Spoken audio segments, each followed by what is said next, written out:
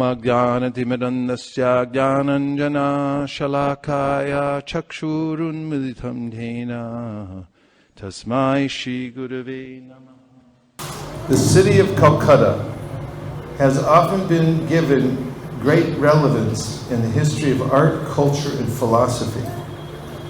However, most people do not know that the great worldwide spiritual revolution known as the Hare Krishna movement was made possible by a great devotee from Kolkata, whom we fondly call Srila Prabhupada.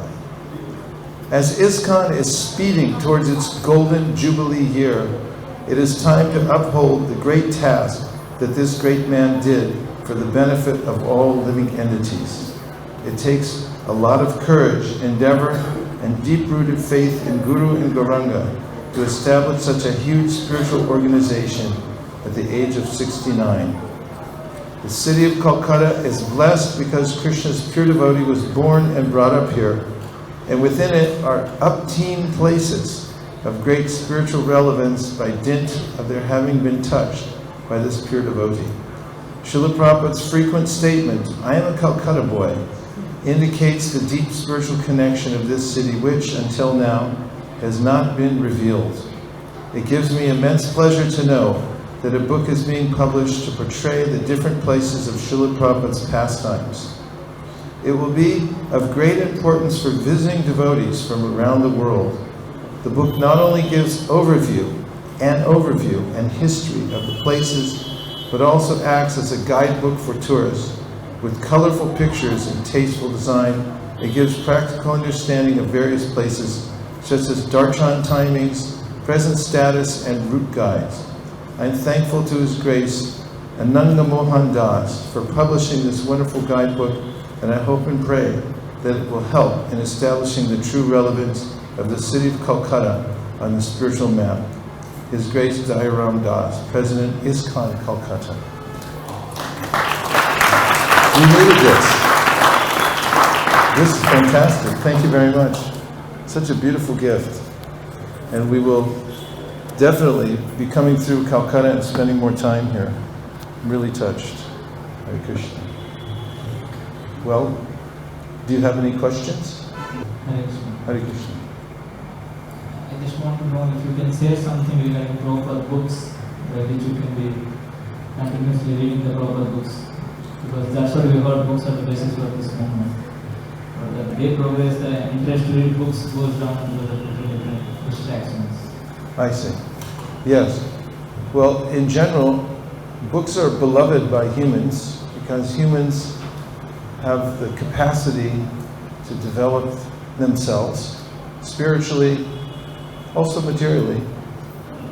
There's an urge within every human to, of course, those in lower modes of material nature may lack that urge to some degree, but in those who are civilized and progressive, there's a strong urge to get knowledge. That's why everywhere you go in the world, you'll find that people love books. Humans, since the beginning of time, have been writing things down. And even today, when I was staying at the Senator Hotel, a newspaper came under my door. Early in the morning, someone came by and slid the newspaper under my door. And anywhere you look, you'll find people reading, because this is part of the chit potency. Every living being has a desire to know, and especially when one becomes a human being. So the Srimad Bhagavatam distinguishes between books that are fit for swans and those that are literatures that are fit for crows. This comes up in the conversation between Narada Muni and Srila Vyasadeva. And Narada Muni declares that those literatures that are concerned with material development and descriptions of sense gratification, first of all he says that hearing those subject matters disturbs the mind, the way a boat on water without a resting place is disturbed by the wind.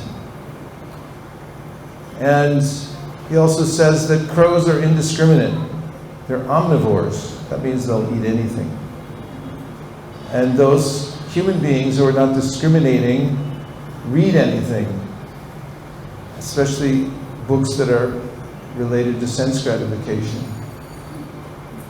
But for those who want to attain the perfection of life, Tadvag visargo janataga viplavo yasmin pratishwakam avadyavatyapi namanyanantashta yashonkitanya shinvanti gayanti grinanti sadhava. Narada says, the Srimad Bhagavatam is full of the unlimited names of the Supreme Personality of Godhead, and it's meant to create a revolution in the impious lives of the world's misdirected civilization. We also quoted verses earlier, starting with Shushrutro Shadadhana Sya Vasudeva Katarshi Syan Mahat Sevaya Vipra Punya Tirtana Shevana.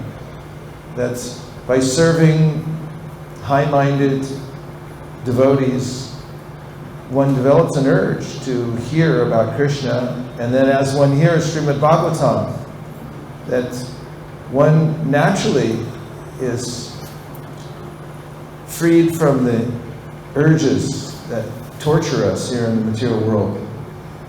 Urges generated from rajas and tamas, until one becomes liberated. Tada rajas tamo bhava means at the time, after progressing through hearing the Srimad Bhagavatam, one comes to the position where one realizes for oneself, one's freed from these pushing of the lower modes of material nature. Srila Prabhupada's mission in coming to America was to introduce the Srimad Bhagavatam to the world. He announced that when he was on the Jaladuta. He wrote about how he was bringing the Srimad Bhagavatam. He was wondering how would Krishna make an arrangement so that people could read it and understand it. Tato Jayam Udirayat. It is the very means of conquest. And it was Prabhupada's means of conquest.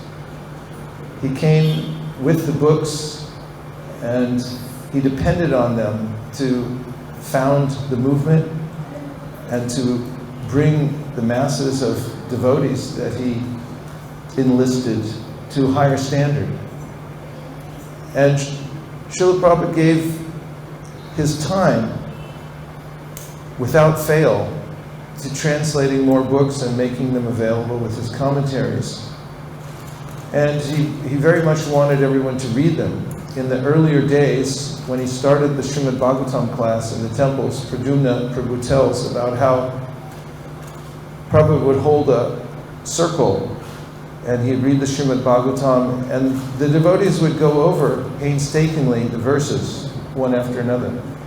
And they would try to memorize the verse, and they would look at the word for word, and then Prabhupada would speak on it. And even when Prabhupada wasn't there, he asked the devotees to do the same thing. That was the birth of the Srimad Bhagavatam class.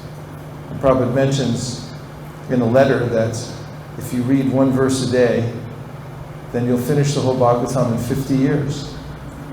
So if you're faithful and attentive and you consistently come to the Srimad Bhagavatam class, after 50 years you may finish the whole thing. But that sound vibration of the Bhagavatam is the Krishna consciousness movement.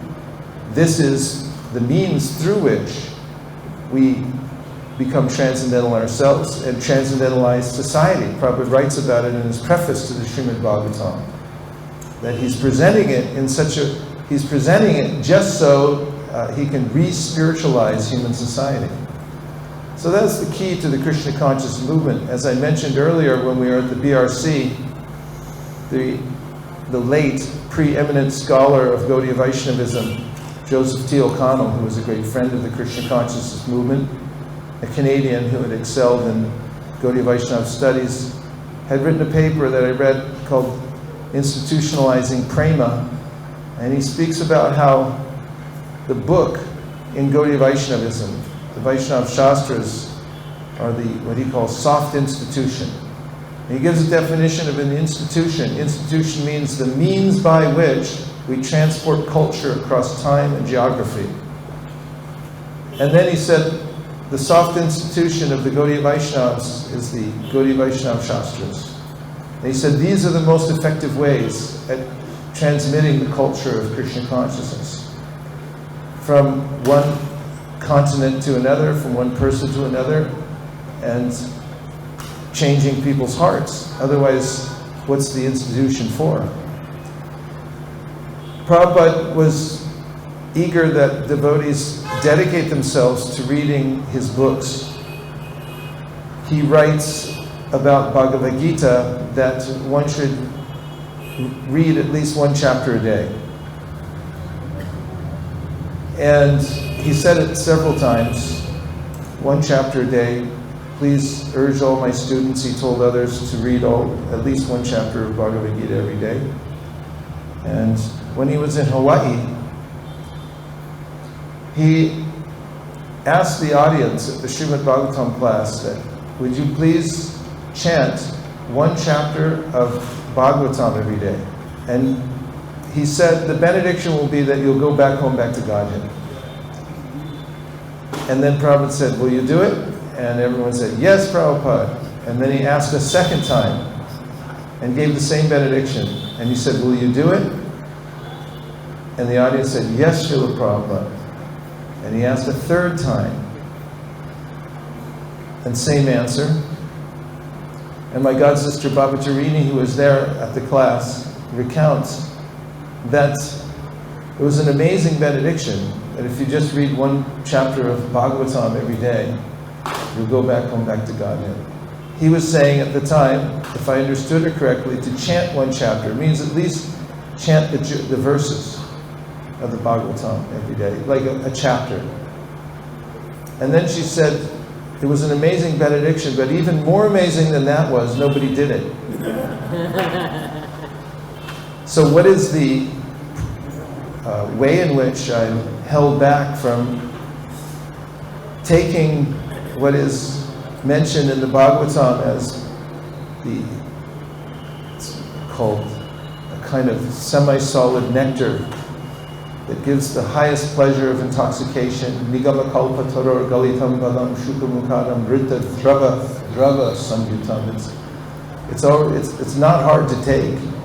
It's already blended like a smoothie. You can just drink it. And it gives the highest pleasure of intoxication. Till you pass out, you can take it and drink it some more. So there may be some hesitation to hear the Srimad Bhagavatam until one develops a taste for it.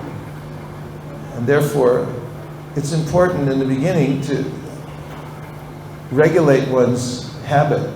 Just like we chant 16 rounds, if somebody walks in here and you see them in the ashram, they have a bead bag with no counter beads, what would you think?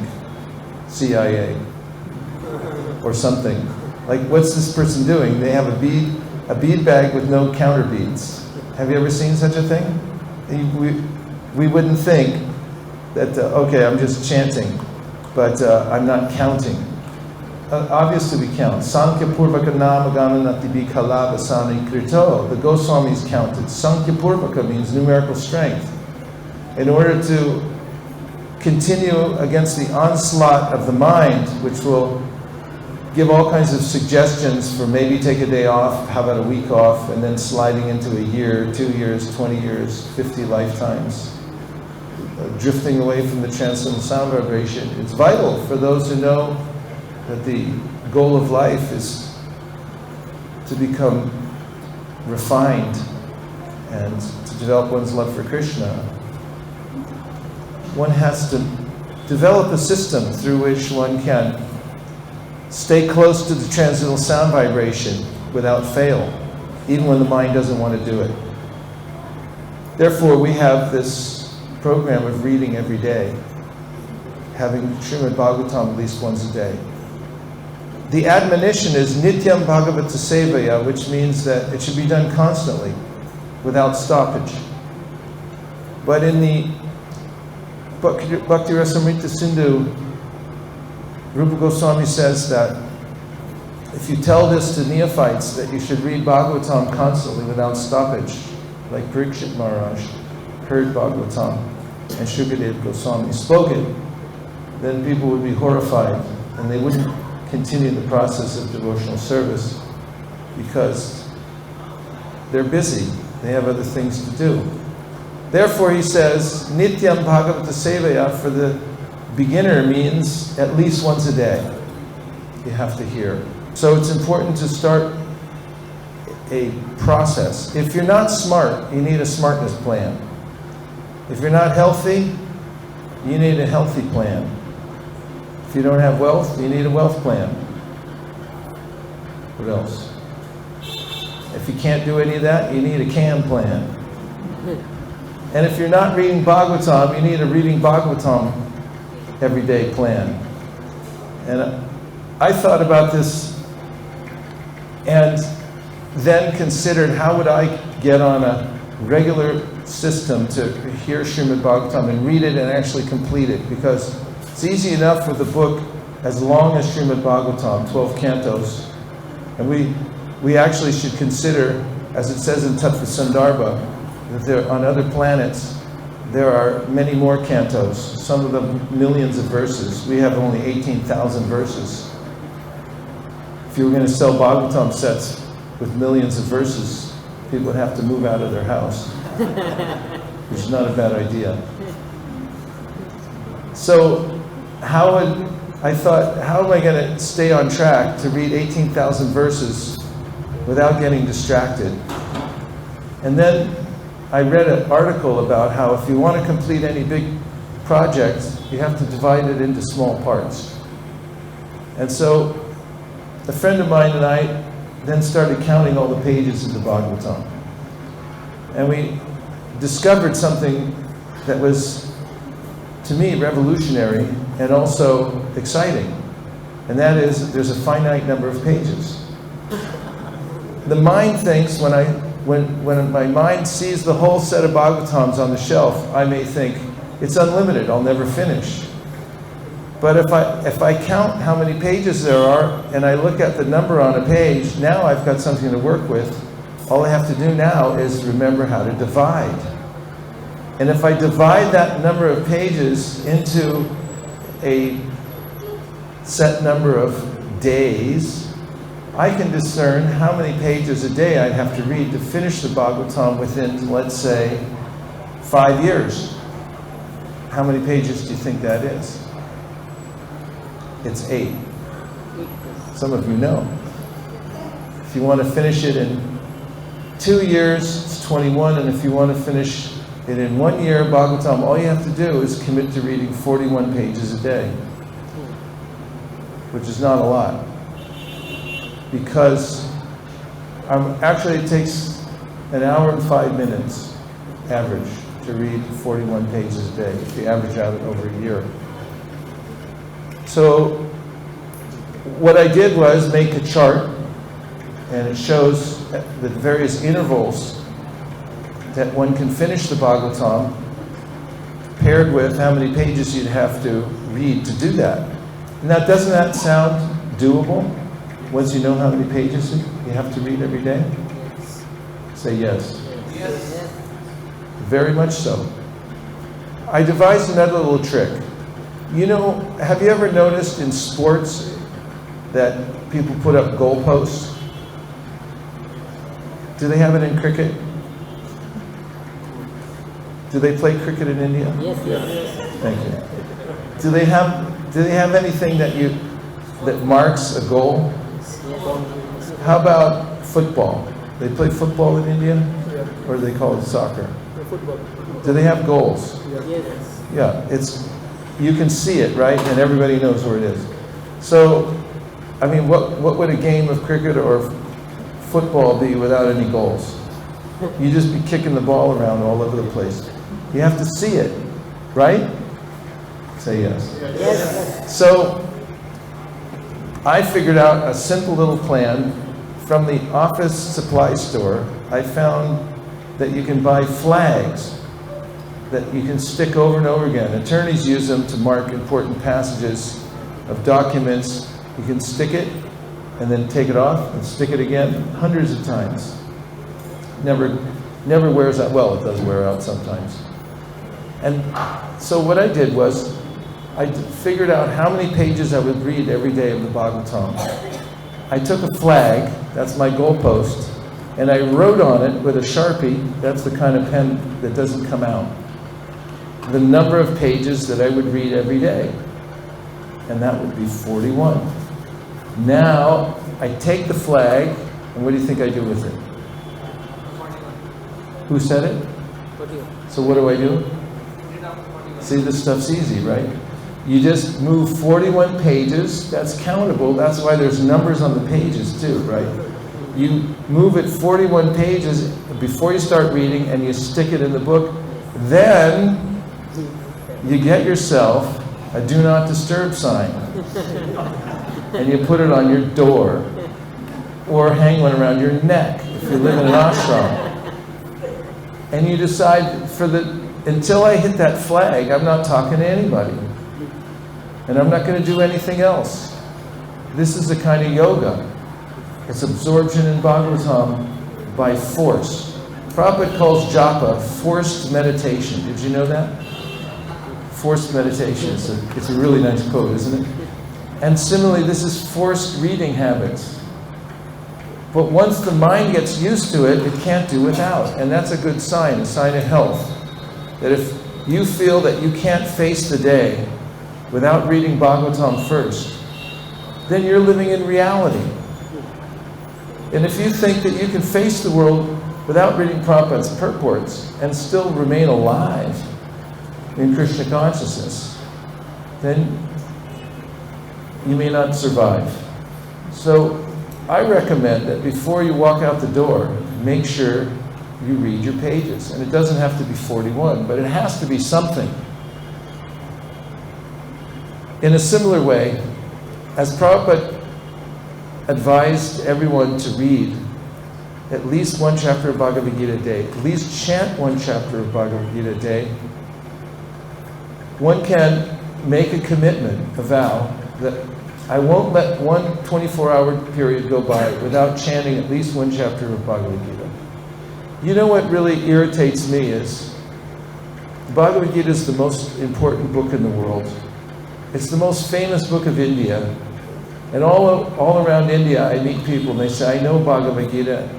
And if I quiz them on any chapter, they would have no idea. There are a few pundits around, but not many people attend to Bhagavad Gita on a regular basis. Isn't that a shame?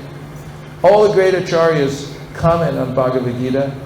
It's the most important, basic scripture in the world. And it's only, how many verses? Only.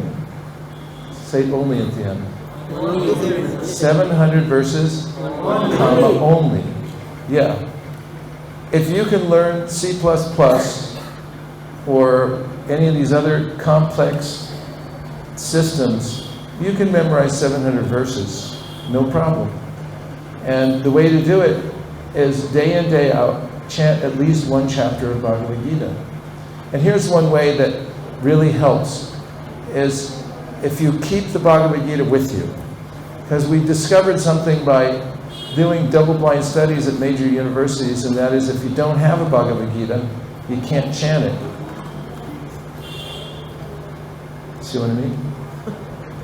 If you don't have a Bhagavad Gita, how are you going to read it? Does that make sense? If you don't have a Bhagavad Gita, you can't read Bhagavad Gita. It's a simple point, but it's really, really profound. I've found that if I keep the scriptures with me, for instance, when I travel, I always have a folder, and in it, I'll have the chapter of Bhagavad Gita that I'm working on currently printed out on a piece of paper, or several pieces of paper, so it's easy to carry, it's not heavy. And then I keep it visible, because that's really important. If something's visible and I put it out, in fact, above my bed, the hotel, I have shlokas, I carry tape with me, and I have shlokas and I just tape them to the wall above where I sleep, so when I wake up, it's the first thing I see. And the other thing I see is my printed out chapter of Bhagavad Gita. It's sitting there right at my bedstead right now. And when I wake up in the morning, it's the first thing that I notice. So my point is, if you make a deliberate plan, if you don't think you can, then you have a can plan. So you get yourself a Bhagavad Gita plan and a Srimad Bhagavatam plan, and then join the human race. Start reading every day and take your daily dose without fail. And it's nice to do it in groups also. If you start groups where you all do the same thing, at least the basics, and finish, it attracts a lot of attention. When I was traveling with my godbrother Satyadev Prabhu, wherever we'd stop, we'd always chant a chapter together, and it would create a lot of energy in any given ashram that we'd stop in. Shri Shri Radha Govinda Ji Ki Jai, Srimad Mahaprabhu Ki Jai, Jai Jagannath Baladev Subhadra Ji Ki Jai. I remember several times when we decide to read our chapter together, and we'd sit down and we'd start chanting, and then devotees would come in the room, go, "What are you doing?" We'd say, "We're chanting a chapter of Bhagavad Gita." They'd say, "Can we join you?" And by the time we finished, everyone's saying, "Wow, you think we could do this too?" And the answer is, obviously yes. So these are a few practical points. The books are there, but you have to have a customized program for yourself, one that you can handle, and consistency is king. Because if you do it every day, as Prabhupada used to say in writing his books, he said, "Drops a day, wear the stone away." And here's a realization I've had about reading Prabhupada's books, which, by the way, he personally told me to do. In 1973 in San Francisco, I was with a group of Sankirtan devotees. We had been distributing books, and Prabhupada came there. San Francisco was doing well, and our temple president, Bhaktidas, introduced us to Srila Prabhupada and told him that we were distributing his books. And Prabhupada responded. He said, "You must also read my books. I've not written them just for selling. I've written them for you to read, to become pure devotees, and go back to Godhead." Every year, several of us go to Govardhan Hill for the Kartik, and we stay in the ashram for the whole month, and we don't go anywhere, and we read 5 hours a day, Bhagavatam. And of course, after a month of reading 5 hours a day of Prabhupada's books,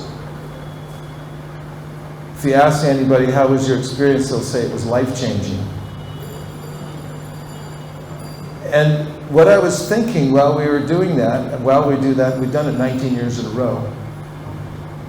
And I was thinking, Prabhupada used to spend his time from midnight all the way into the Brahma Muhurta, and whenever he got an opportunity, he was always writing his books.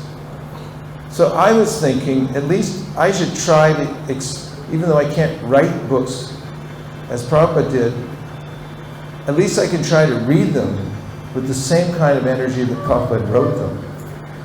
What if you tried to match Prabhupada's enthusiasm for writing and his consistent writing with enthusiasm for reading? That sounds reasonable, doesn't it? Say yes. Yes. Yeah, that's reasonable. You could try to do that. And who could stop you? If you decided to carve out the time, it starts to develop into a routine, and then it makes room for you. And then the transformation takes place. So this is a vital aspect of the Krishna consciousness movement. And Prabhupada writes in the Chaitanya Charitamrita that the devotees in the Krishna consciousness movement should read all the books that have been published. And Prabhupada goes on to say that if they don't read all the books, then they'll take to eating, sleeping, and fall down from the process of Krishna consciousness. What other questions do you have? When we start reading this translation and purpose, but what happens when we go in purpose? So many times I felt like we don't get the connection. So again, I feel like, oh, there is no connection, so I should do. One of the most healthy outcomes of hearing and chanting is to come out with more questions than answers. It's not that when we hear and chant we're going to answer all questions and we're going to understand everything clearly, especially not the Bhagavatam. The Bhagavatam's Krishna. Krishna doesn't even understand his own potencies. They're so vast and they're always increasing. So how am I going to understand them? So it's not that by reading the Bhagavatam then we come to a sense that like now I know everything. When we were going door to door in Sankirtan recently, I met a man and he said, I know everything.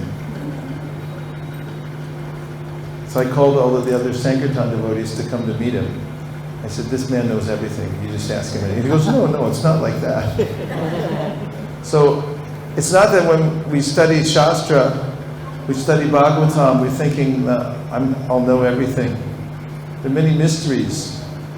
And actually, asking good questions is a result of very good hearing and chanting. Because when you have intensive hearing and chanting, then you start to develop really deep questions. And then you start looking for people who can answer them.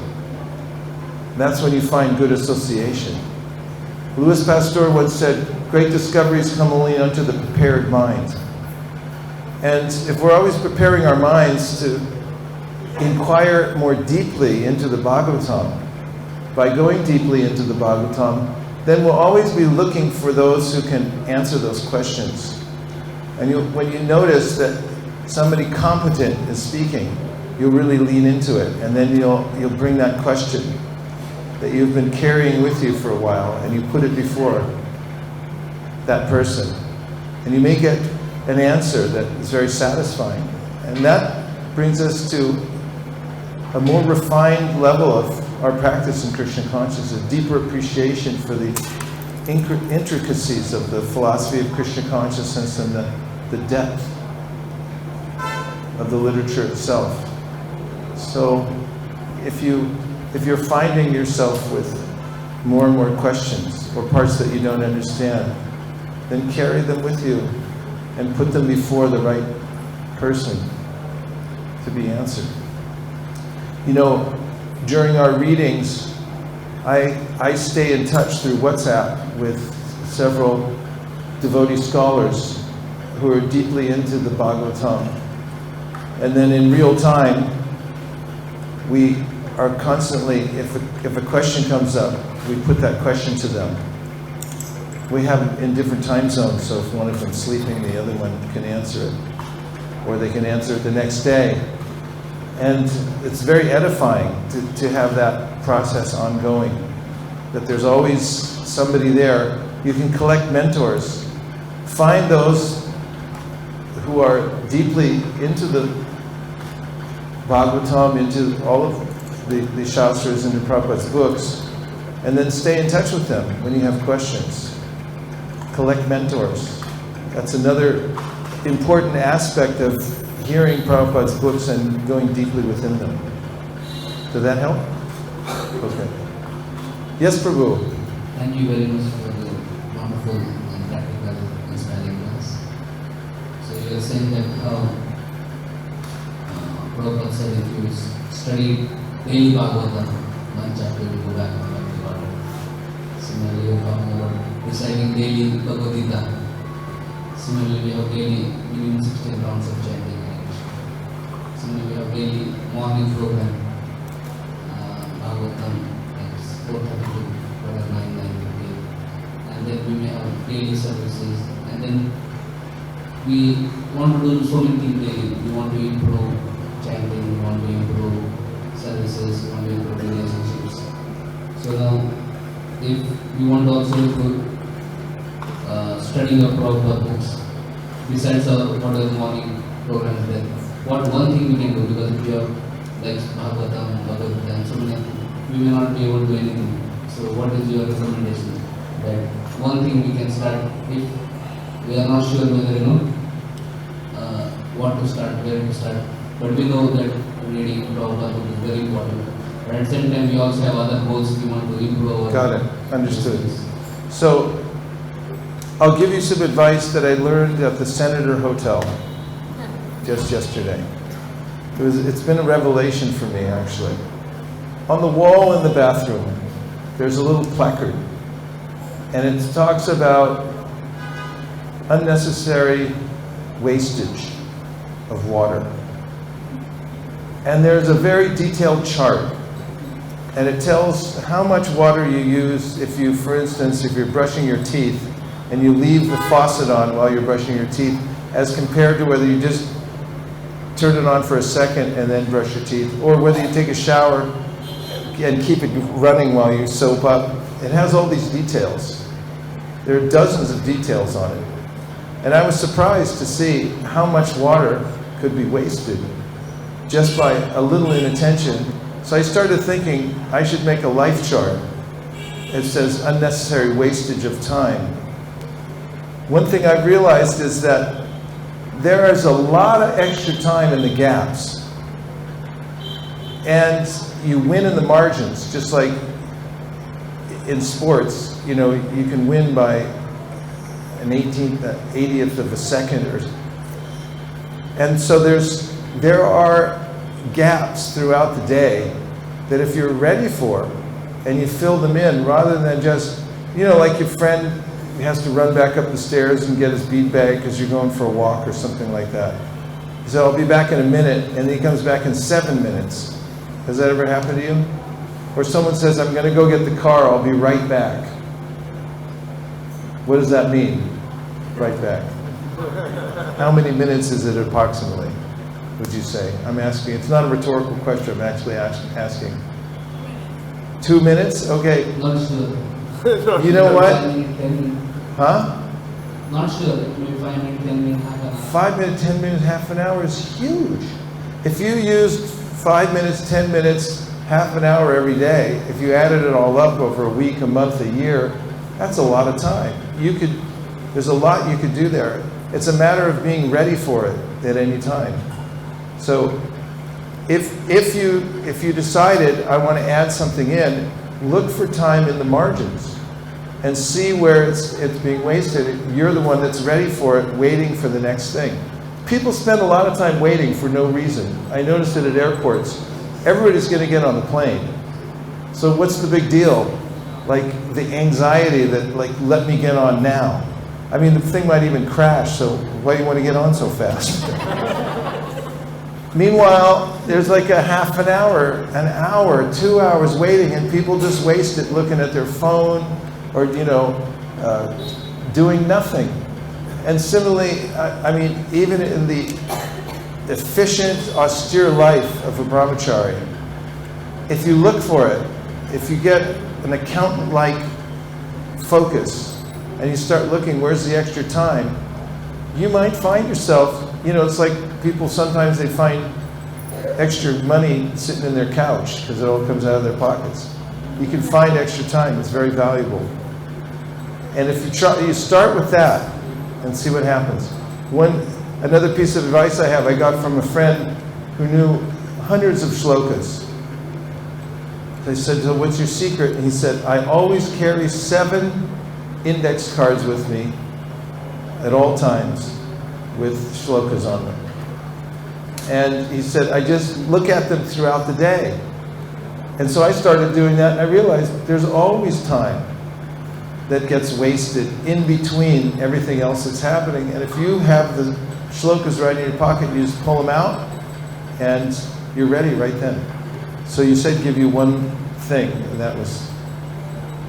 that's practical, you can do it. So try to add something into the margins. The other point is, if you want to, for instance, if you want to learn passages, bring them to the morning program. And let's say when you're greeting the deity and you're having darshan, instead of just having darshan, you read those verses to the deities. And if you're doing any kind of puja, if you're doing the pancharatrik and you're doing puja and things like that, bring your verses. For instance, if you're bathing the deities, you can add extra verses on. for the program, and just have them with you, and as part of the bathing ceremony, whatever you're doing, have the verses there and ready to read. What are the questions? So is it necessary to read the word-to-word meaning of the sloka also while reading Srimad Bhagavatam? There's different ways to read. You can read through and get more context if you read faster. For instance, if you read the English translations and the purports and you go faster, you get more context because you hear the whole story. If you spend more time looking at each verse, then you can go unlimitedly deeply within each verse. Every verse that you look at, you can consider the word for word very carefully. You can read Prabhupada's purport. You can make reference to any other places that the verse comes up in Shastra and cross-reference and go deeply like that. So there's many different ways that you can study. Sometimes what we do for reading and studying Prabhupada's books is we start reading, and then when we come to a Shastric point in the purport, we reference it out to another book, right? So say if Prabhupada quotes in the Bhagavatam from the Chaitanya Charitamrita, then we'll pull that book out. And then when we're reading in that book, if he references somewhere else, we'll pull that book out. And pretty soon you have dozens of references. That's a really helpful way to study Prabhupada's books, because Shastru Sunipuna, it means to have a grasp of how everything hangs together. So you can do it either way. The answer is given by Sanatana Goswami when he gives his prayers in glorification of the Bhagavatam. And he says that every syllable of the Bhagavatam is showering down nectar. So if you do word for word, that's good too. And it's very helpful to have a clear idea of what's going on in each verse. Hare Krishna, thank Hare you. Krishna. I'm just wondering, I noticed in myself that I can, as far as like time management, that I can spend like a whole day in service. Like say, for example, if I'm joining the deities, and it can take me all day to get the outfit prepared and make garlands, and I can do that for the whole day. But then I kind of flip-flop, and then on another day, I won't spend as much time doing, reading and things like that. So I feel like I have almost, maybe there's like a fear of just being engaged all the time like that. And I just wonder how to get past that. A fear of being engaged all the time means a fear of... Because I still have this concept of my time and Krishna's time, sort of, and so, and so there's still like this desire that I have to have some free time, some time to myself where I'm not doing anything and really I'm just wasting. And I don't know how to get past that when I know that I have days where I can be fully engaged. Krishna says in the Bhagavad Gita, Yukta hara viharasya, yukta cheshtasya karmasu, yukta swapna vabodasya, yogo bhavati dukkha. You should be regulated in everything you do. And there is a time for everything. And Prabhupada had times when there's some levity. When he's taking prasadam, he didn't speak at all, and he didn't engage in conversation. It wasn't that when he was taking prasadam and then, he wanted to grind out some heavy philosophical point. He was just meditating on the prasadam, and Prabhupada would go on morning walks. Sometimes he was pensive, sometimes he was actively speaking about various topics and things like that. I mean, Vaishnavas are interesting human beings, and it's not that there's one gear, that's it. So the point is, take what you can handle. But one of the main things that I'm trying to present is make sure that you have a balanced diet.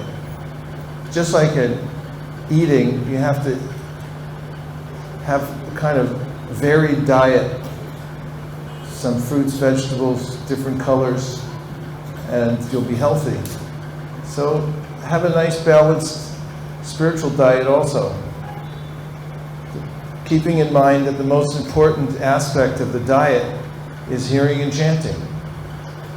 That's what actually informs us. Like somebody was telling, who was speaking today, Vaikuntha Nayaka Prabhu was talking about how we went to Ottadunga, and if you didn't know what Ottadunga was and what that building was and the significance of it, or the stairs we walked up, that Prabhupada walked up those stairs to meet Srila Bhaktisiddhanta, if we hadn't heard about that, we would just thought it was an old building. But because we heard about it so much, when we walked in, it had significance. So all the other services that we're doing have significance because we hear about them. But take a pace that you can handle. And everyone has slightly different tastes. Kushakrata Prabhu, my godbrother, I mean, he just learned Sanskrit on his own. I remember in Mayapur, he picked up some book. He just sat around reading it, and then he knew Sanskrit. Just like that. And then for the rest of his life, he just stayed in a room. And he translated and he wrote verses in Sanskrit. That's all he did. Until about 3 days before he had to leave his body, and then he said, I have to leave my body now. And they started a kirtan and they just left. I mean, people are different devotees, have different tastes. We're not meant to be robotic. Of course, that was Kushakrata. You don't have to be Kushakrata. You can have, your own mix, and whatever suits you. The main point I'm making is have a means to not deprive yourself of the enriching benefits of hearing, and especially reading Prabhupada's books. I mean, Prabhupada's books are the primal sound of the Krishna consciousness movement. Minus that sound, we get a bewildering array of problems that we have to deal with every day. And Prabhupada said this himself, even with worshiping the deity. If you don't hear and chant properly, he said, you'll just think later on, why did my Guru Maharaj give me such a burden around my neck to take care of all this stuff? So, I mean, whatever your taste, we do devotional service according to the taste. And so, just the deities, other things, but the basis of it is hearing, especially hearing from Srila Prabhupada's books. And now the arti is going to start in about 60 seconds. What a beautiful temple you have here. I spent time here in the Brahmacharya ashram back in the old days, and have a great affection for Kolkata. I mean, we've been in ecstasy since we've been here. I love this place. And thank you for maintaining this and improving it and going on with all the things that make ISKCON great. Book distribution, the deity worship, prasadam distribution, being a friend to all living entities, taking care of each other. Please keep up the good work. And we'll take you up on your offer. Spend more time, especially if you want to get the MSF going again in a big way. We just came from Bangalore and there was a big showing down there for the MSF. They scheduled several out, and we're looking to make it a bigger thing, because try to do this in 5 seconds. Here's what book distribution looks like in India: January, February, March, April, May, June, July, August, September, October, November, December. And why not, why not double, triple, quadruple the distribution of Bhagavatam? Last comment, Bhadra Purnima is on September 1st this year. And last year, worldwide, all of us together did 7,000 Bhagavatam sets. This year, we promised in front of the deities to do 10,000, so please help, so we can make that happen. Thank you very much, everybody. Hare Krishna. Vansha kalpadurvishya kripasnabhya patitanam pavanebhyo vaishnavebhyo namo namaha ananta koti vaishnaviki jai. Hare Krishna. Nachariyar Marman, Nachariyar Marman, Nachari Armarman, Nachari Armarman, hey, Nachari Armarman, Nachari Armarman, Nachari Armarman, Nachari Armarman.